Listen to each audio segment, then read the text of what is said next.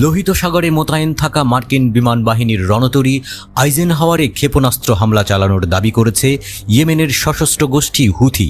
ইয়েমেনে যুক্তরাষ্ট্র ও যুক্তরাজ্যের যৌথ হামলার জবাবে এই পাল্টা হামলা চালানো হয়েছে বলে জানিয়েছে গোষ্ঠীটি। সম্প্রতি হুথি বিদ্রোহীদের উপর যৌথ হামলা চালিয়েছে যুক্তরাষ্ট্র ও যুক্তরাজ্য। এই হামলায় 14 হুথি সদস্য নিহত হয়েছে। ইয়েমেনের সশস্ত্র বাহিনী ঘোষণা করেছে যে তাদের ক্ষেপণাস্ত্র বাহিনী, ড্রোন ও নৌবাহিনী 6টি সামরিক অভিযান পরিচালনা করেছে। ইয়েমেনি সশস্ত্র বাহিনীর মুখপাত্র ব্রিগেডিয়ার জেনারেল ইয়াহিয়া সারি জানিয়েছেন, প্রথম অপারেশনটিতে উত্তর লোহিত সাগরে মার্কিন বিমানবাহী রণতরী ইউএসএস আইজেনহাওয়ারকে টার্গেট করা হয়। এই অভিযানে বেশ কয়েকটি ক্ষেপণাস্ত্র এবং ড্রোন ব্যবহার করে হুথি যোদ্ধারা।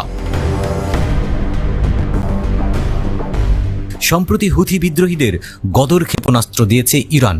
এটি একটি মাঝারি পাল্লার ব্যালাস্টিক ক্ষেপণাস্ত্র। নতুন অভিযানে এই ক্ষেপণাস্ত্র ব্যবহার করা হয়েছে কিনা জানা যায়নি। তাসনিম নিউজ জানায়, ইয়েমেন ও এর আশেপাশের অঞ্চলে থাকা যুক্তরাষ্ট্র ও ইসরায়েলি প্রভাবের ক্ষেত্রে গদর ক্ষেপণাস্ত্র বড় হুমকি হয়ে দাঁড়াবে। সারি নিশ্চিত করেছেন, দ্বিতীয় অপারেশনটি লোহিত সাগরে অবস্থানরত অন্য মার্কিন ডেস্ট্রয়ারকেও লক্ষ্যবস্তু করেছে এবং সরাসরি আঘাত হেনেছে। ইয়েমেনের সামরিক বাহিনীর মুখপাত্র নিশ্চিত করেছে, অন্য 4টি অভিযানে ইসরায়েল সংশ্লিষ্ট জাহাজকে লক্ষ্যবস্তু করা হয়েছিল। এর মধ্যে মাইনা জাহাজটিকে 2বার টার্গেট করা হয়, একটি লোহিত সাগরে এবং অন্যটি আরব সাগরে। সারি যোগ করেছেন, তৃতীয় অপারেশনটিতে ভারত মহাসাগরে আলুরাইক জাহাজে আক্রমণ করা হয়। চতুর্থ অপারেশন চালানো হয়েছে লোহিত সাগরে। আবলিয়ানি জাহাজে হামলা চালায় হুথি যোদ্ধারা। সারি জোর দিয়ে বলেছেন, অপারেশনগুলো সফলভাবে তাদের লক্ষ্য অর্জন করেছে, লক্ষ্যবস্তুতে সঠিক এবং সরাসরি আঘাত হেনেছে।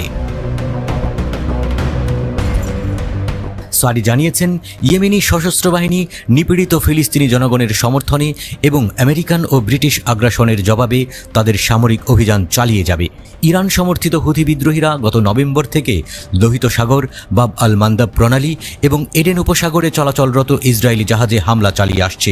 তাদের দাবি, যে জাহাজগুলোর সঙ্গে ইসরায়েলের সম্পর্ক রয়েছে সেগুলোকেই লক্ষ্যবস্তু করছে তারা।